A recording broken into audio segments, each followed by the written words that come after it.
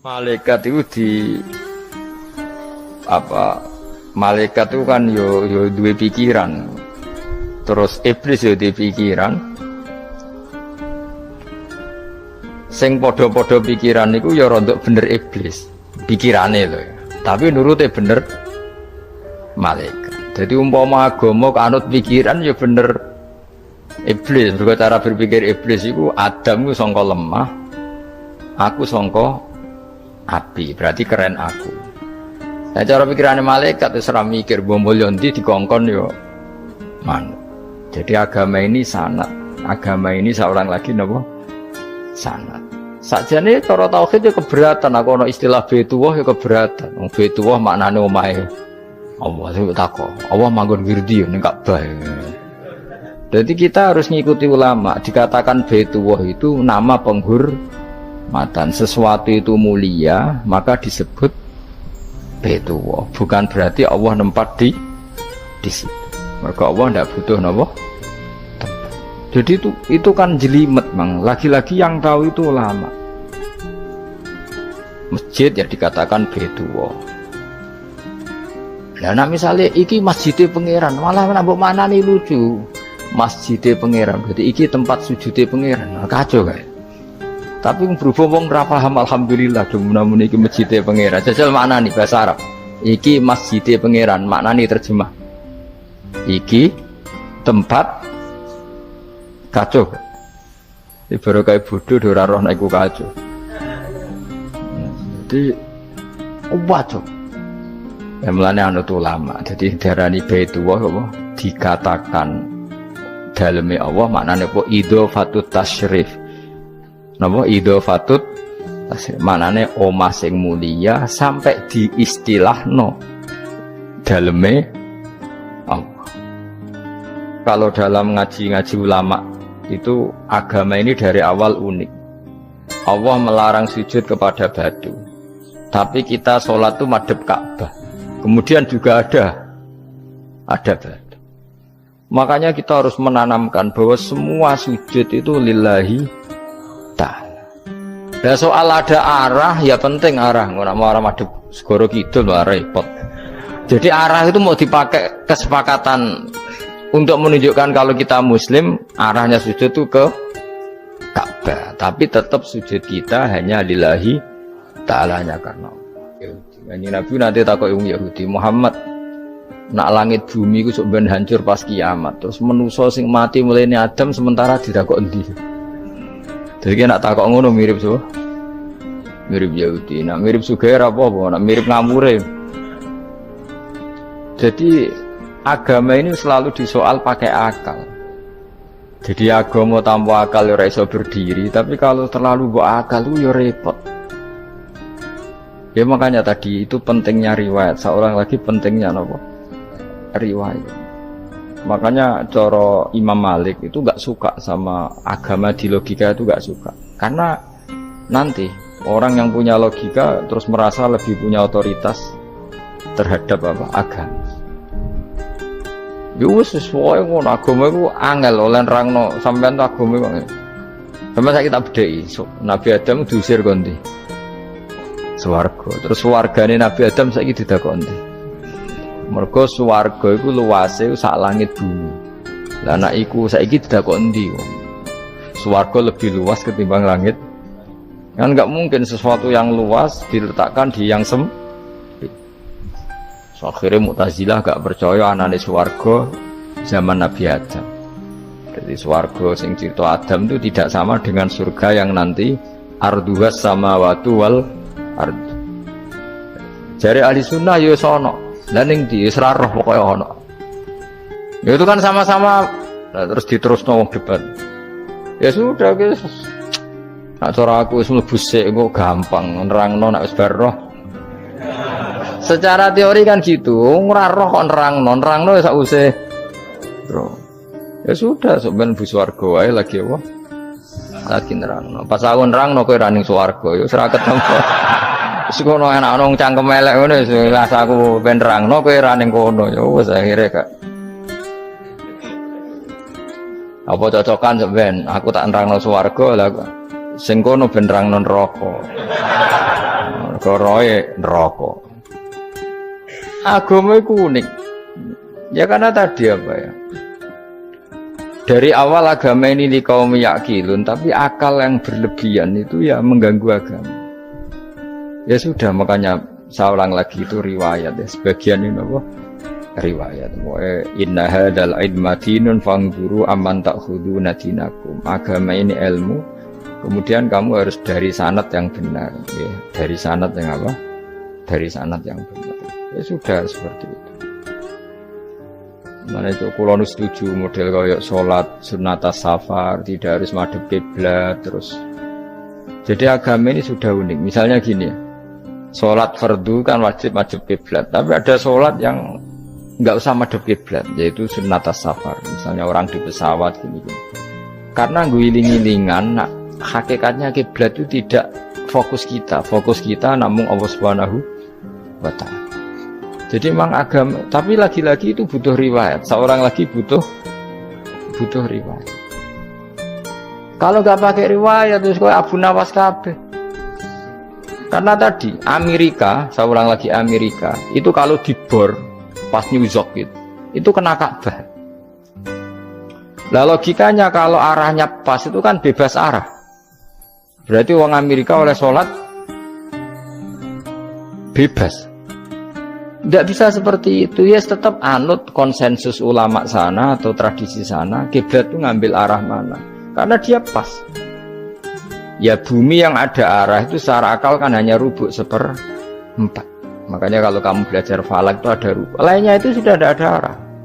Misalnya bumi bulat bola, yang sama atas dikatakan sama-sama di atas, ya kadarnya hanya 1/4, lainnya itu sudah dikatakan samping. Makanya seperti Denmark itu ada daerah yang siang itu sampai 3 bulan, entah berapa siklus sekian puluh tahun. Ada yang lebih lama siangnya sampai 18 jam. Kalau di Eropa kadang puasa itu sampai 18 jam. Ada yang selalu gak kena matahari kayak kutub utara, kutub selatan. Nah makanya kalau misalnya sholat itu ngikuti apa? Kalau ngikuti matahari, orang kutub sholatnya hanya maghrib, isya, subuh. Gak wajib poso, nggak tahu ono rino misalnya. Ya tidak bisa seperti itu. Jadi kalau nuruti logika kan terus berdebat terus. Tapi kalau nuruti rasa sebagai hamba. Orang kutub butuh sujud sama Allah, orang kutub butuh loyal sama Allah dengan memperlakukan puasa. Ya sudah, akhirnya kita harus puasa. Nah lalu kalau ukurannya matahari, mereka tidak punya matahari. Memangnya puasa itu penyebabnya wujudnya matahari, apa penyebabnya loyalitas sama Allah Subhanahu wa Ta'ala? Loyalitas. Kalau penyebabnya matahari ya berarti kalau nggak ada matahari nggak usah apa? Tidak usah seperti itu cara berpikir. Makanya ngikuti ulama, karena ulama yang tahu tradisinya Allah dan Rasul. Ya seorang lagi ulama yang tahu tradisinya Allah dan Rasul. Meskipun ya kadang saya enak dewe ulama. Mergo ya kadang ya mau kalau bolak-balik ngomong nggak diterang nombek cangkem elek ora paham. Makanya masyhur itu ada kiai di debat sama orang rodok PKI. Pak Kiai, kalau setan dari api masuk api kan biasa. Terus susahnya apa? Mau materinya dari api. Terus Kiai itu mek lemah, swawarna raine. Loro cung, gue sakit. Jadi wong kok lemah, kena lemah kok loro. Karena serak kena diterang no. Manusia materinya kan dari tanah, berarti kena dipendem urip-uripan. Piye ya? Ya loro ya. Lah iya jare kok lemah kok dipendem ning lemah kok. Karena dijelaskan pakai lisan yang baik, gak paham-paham. Sebenarnya kita ini ingin selalu baik, tapi ada orang-orang diterangkan cara baik-baik itu. Wah, kayak misalnya ono wong kondo, Gus kula nu bojo kula cerewet ngene-ngene, apike kula pegat. Dicereweti bojo mbek diarani duda lara ndi? Oh lara diarani duda isen. Kowe payu rabi dicereweti, ambek ra payu rabi jomblo, sakit mana? Sakit distatuskan jomblo. Malah kena dicereweti sabar prestasi baru. Mesti wong ku diwolak-walik. Lan jarpe sekolah tak malan ulun seneng mbek Imam Syafi'i. Kowe dirasani wong ning ngarepmu, diomongi, ambek dirasani seneng ndi? Seneng dirasani cara kowe. Jare Imam Syafi'i bukti ke wibawa, bukti ini ngomong ning ngarepmu rawani. Jadi Imam Syafi'i itu rileks urip. Ya Aba Abdillah, orang yang tadi muji-muji jenengan itu kalau di luar maki-maki jenengan. Jadi alhamdulillah. Kok bisa, itu kan bukti pengkhianatan. Berarti saya wibawa, di depan saya enggak berani itu. Wong iku sowan Imam Syafi'i ya cium tangan ya hormat. Tapi setelah di luar menghujat. Singkat cerita dilaporkan ke Imam Syafi'i, orang yang tadi nyium tangannya jenengan itu di luar ngerasani jenengan. Jadi Imam Syafi'i, alhamdulillah berarti aku wibawa, mendengar kurawani. Ya dianggap enteng saja. Terus ada orang misoi Ja'far Shadiq. Sayyid Ja'far Shadiq itu Sayyid putune Nabi, orangnya soleh alim, gurunya Abu Hanifah. Di antaranya gurunya Abu Hanifah itu Sayyid Ja'far Shadiq. Itu kalau dihujat orang diomongin ini, dimaki-maki. Sampai ke rumah. Pas mau masuk rumah, kamu masih ingin maki-maki saya? Iya. Tak tunggu sampai selesai. Setelah selesai, sudah sampun, sudah. Masih emosi orang, sudah. Kamu misoi saya berdasar apa yang kamu ketahui. Yang tidak kamu ketahui lebih banyak, maka saya tunggu. Besok izin sampai terus. Ketika ditanya, kenapa engkau sabar ketika jenengan saya pisui? Orang ini akhirnya tobat, mencium tangannya, mencium lututnya. Jawab saya Ja'far Shadiq ini. Aturahu tu'so kurhan, aturahu yu'so kurhan. Orang nggak paham kalimat itu, tapi tak terangkan. Ben dadi wali. Kowe roh pangeran, ya tahu. Sing durakani pangeran tuh banyak enggak? Yang maksiati pangeran tuh banyak enggak? Banyak. Yang pangeran sing di langit bumi wae dimaksiati, apa meneh terima aku. Akhirnya terus. Jadi orang-orang soleh itu cara berpikir itu di luar kapasitas kamu. Apa ya? Mereka itu hanya Allah, taunya itu hanya Allah. Aku kan enggak egois, harga diri. Mana ada agama berdasar harga diri itu. Kalau dalam bahasa Arab disebut hamiyat al-jahiliyah, itu gengsi nopo jahil. Makanya ketika saya berkali-kali cerita itu, ada seorang ulama dipanggil tetangganya nom. Setelah sampai situ, sudah kembali, saya tidak butuh kamu. Setelah sampai rumah dipanggil lagi, sudah kembali lagi sampai 3 kali. Ulamanya yang tetap ceria, tetap nyaman. Ketika ditanya, kenapa engkau tetap nyaman? Wahai pemuda, kamu itu tetangga saya. Kata Allah dan Rasul, nak kue iman be Allah Rasul kon ngapi tangga, kon ngundang aku ya teko. Ya seneng wong nuruti perintahnya. Ketika kamu nyuruh saya kembali, ya saya kembali. Memang itu keinginan kamu. Kue tanggaku, aku kon nurut be tangga. Aku ora urusane mbek kowe. Aku mau nyaman mbek perintahnya. Nangis pemuda tadi itu tobat. Kalau kamu kan warga diri, orang kok dipimpong. Ini gak bakat wali blas. Jadi orang dulu itu nyaman. Karena ya pikirannya namun Allah Subhanahu wa ta'ala. Umar bin Abdul Aziz itu termasuk khalifah paling soleh setelah periode sahabat. Itu mau kapundhut itu sewantai. Ketika keluarganya menangis, kenapa kamu menangisi saya?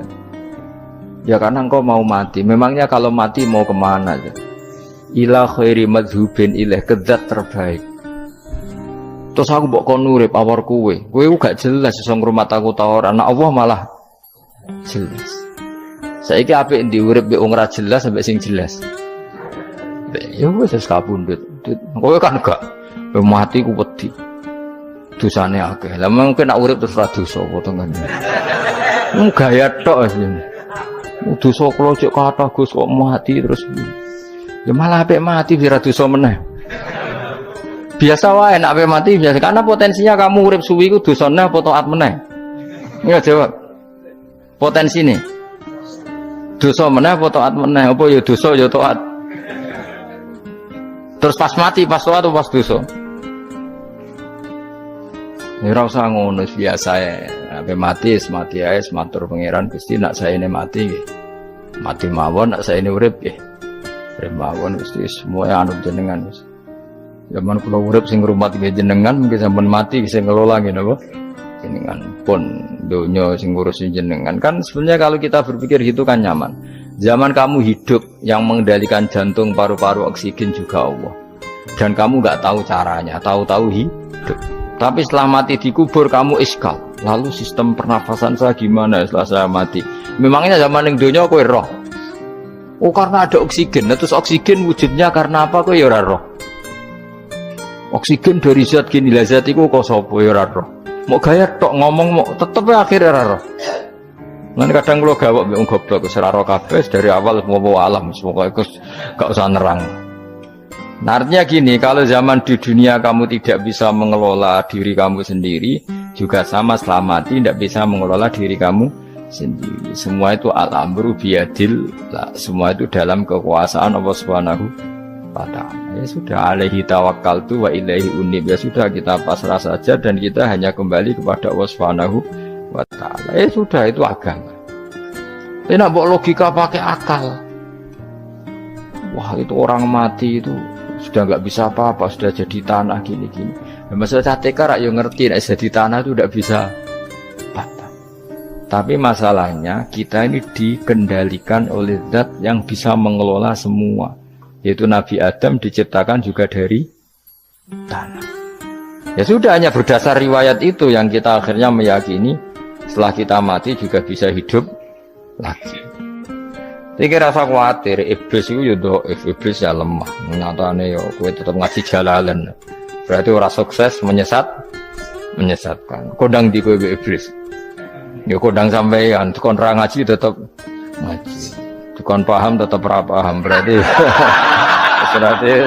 iblis itu enggak keren loh.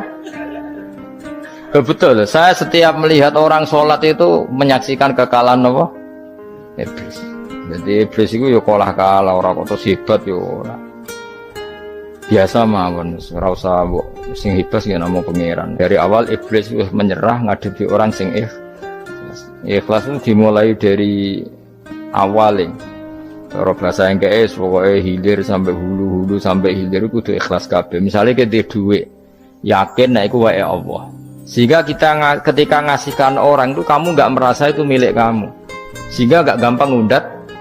Selagi itu kamu benar keduanya awalnya salah itu masih mungkin tidak ikhlas. Uang ini milik saya, tak kasihkan kamu dengan ikhlas. Kalimat milik saya ini menjadikan suatu saat kamu jadi undat-undat karena milik saya. Tapi kalau ikhlasnya dari depan, uang ini milik Allah, ilmunya bahak milik Allah, terus tak kasihkan kamu juga hambanya. Dari awal kan merasa saya tidak punya apa-apa. Tapi selagi saya ikhlasnya hanya separuh, ilmu saya tak kasihkan kamu karena Allah, berarti masih potensi enggak ikhlas ya. Jadi kalau ngelatih ikhlas itu harus dua-duanya. Kamu punya uang milik Allah, punya ilmu milik Allah, punya jabatan milik Allah, kemudian kamu kasihkan sesuai perintah Allah, itu lebih mudah ikhlas karena la haula wala quwata illa billah. Selagi masih separuh saja salah, itu potensi berikutnya juga ikut salah. Misalnya aku ngurmat yatim kok ikhlas, duitku tak kena. Kata duitku itu menjadikan suatu saat dulu tak rumat tuh saiki jebule lali aku. Tapi kalau alhamdulillah saya pernah digerakkan Allah ngurmat yatim dengan milik Allah juga. Sehingga kita sekedar pernah melakukan ketaatan ini enggak penting berikutnya anak yatim ini nanti peduli kita apa enggak, enggak penting. Yaitu ikhlas ya. Ikhlas itu sesuatu yang semuanya lillahi ta'ala ya. Dan inna sholati wa nusuki wa mahyaya wa mamati lillahi rabbil alamin. Masyhur itu khilafnya ulama. Apakah malaikat itu termasuk umatnya Kanjeng Nabi Muhammad SAW? Ada ulama yang mengatakan cara pandang Nabi diutus itu untuk mensolehkan yang tidak soleh atau mensolehkan yang potensi tidak soleh. Kan orang itu ada dua, ada yang memang tidak soleh disolehkan, ada yang potensi tidak soleh, sebetulnya sudah soleh tapi potensi juga tidak soleh, terus disolehkan.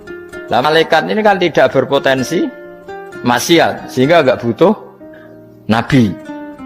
Seorang lagi malaikat itu kan nggak mungkin tidak soleh, selalu soleh, berarti nggak butuh nabi. Itu cara pikiran Imam Suyuti, sehingga dia mengatakan Quran itu memperingatkan semuanya kecuali malaikat, karena malaikat tanpa diperingatkan sudah soleh. Tapi kata ulama yang lain tidak seperti itu. Malaikat tetap senang sebagai umatnya Rasulullah Shallallahu Alaihi Wasallam karena butuh status tasyrif. Tasyrif itu keren. Nanti ditakoki kowe melok kelompok sopo, melok kelompok Kanjeng Nabi Muhammad Shallallahu Alaihi Wasallam. Sehingga kalau nanti ditanya Allah, mimman anta misalnya, min ummati habibika Muhammad, itu keren. Kayak termasuk umatnya kekasihmu Nabi Muhammad Shallallahu Alaihi Wasallam. Lalu kamu ngikuti apa?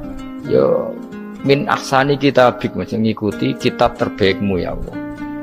Sehingga mereka ikut umatnya Nabi bukan karena disolehkan, tapi karena tasrif, satu kehormatan. Itu yang diikuti ulama.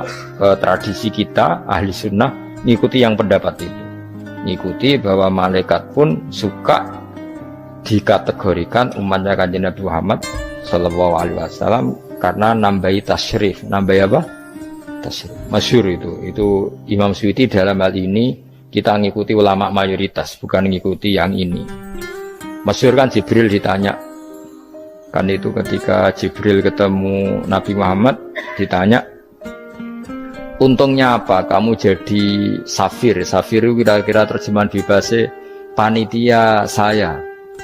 Jibril itu kan ya jauh dari langit turun bumi, dari langit itu kan jauh. Terus kamu untungnya apa? Karena Jibril itu tahu betul peristiwa yang pernah dilakukan Allah, yaitu kayak apa malaikat yang di langit bisa diusir karena kesalahan tertentu. Malaikat yang sok suci kayak siapa itu Harut Marut juga dihinakan seperti itu. Dan Jibril tahu betul Allah itu yaf'alu ma yasha. Jadi yang sekarang malaikat bisa saja jadi pokoknya tahu betul Allah bisa melakukan apa saja. Karena Jibril tahu betul Allah, karena dia ketua malaikat. Kan kita tahu misalnya ada sejarah siapa? Harut Marut, dari malaikat menjadi hina seperti itu. Jibril akhirnya tanya, ya sudah, Jibril punya apa? Terus ditanya Nabi, kamu untungnya apa setelah jadi safir saya, jadi panitia yang ngurusi wahyu? Terus kata malaikat Jibril, saya tidak pernah merasa aman. Apakah saya selalu dalam posisi ini? Posisi terhormat, kecuali setelah menjadi safir, menjadi pelayan kamu ketika aku distatuskan oleh Allah apa itu innahu laqaulu rasulin karim dzi quwwatin indadil arsy makin muta'in tamma amin. Terus ganti fa amin tu ba'du, baru setelah itu saya merasa aman bahwa posisi saya aman karena Quran itu abadi ila yaumil qiyamah ila mala mi'adalah, semuanya Quran itu abadi dan di Quran itu saya distatuskan muta'in sama amin. Berarti saya merasa aman, tidak akan dirubah kestatusan saya malaikat semenjak saya jadi safirmu. Intinya Jibril juga mendapat kehormatan karena ngitmai Quran. Paham ya? Makanya kita di sini mengatakan ini pendapat Imam Suyuti, tapi hampir semua ulama berpendapat apa? Malaikat pun ikut mendapat berkahnya Kanjeng Nabi Muhammad Shallallahu Alaihi Wasallam. Jenenge apa? Berkah tasrif, apa berkah apa? Tasrif. Jadi punya status kehormatan. Nah, yang dikatakan Imam Suyuti itu murni logika. Murni logika tadi, yang namanya Quran itu memberi peringatan supaya enggak soleh menjadi soleh, dan malaikat tidak butuh itu karena sudah selalu soleh ya. Jadi itu logika saja, tapi kita berkeyakinan malaikat pun butuh, tapi untuk kehormatan.